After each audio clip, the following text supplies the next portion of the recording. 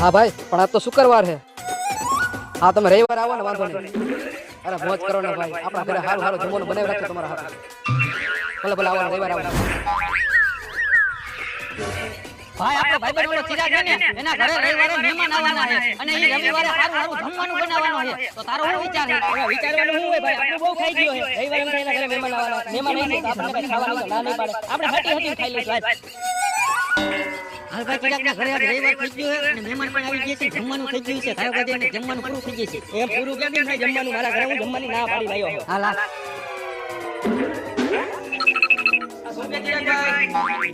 જાઓ ભાઈ।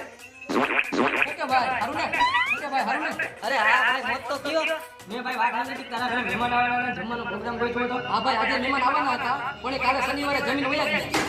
તારા આવવાના કામ તારી ઘરે ભૂઈ કોળીઓને ઘરે જમવાની ના પાડી દીધી અને મહેમાન પાસે જમીન વયા ગયા।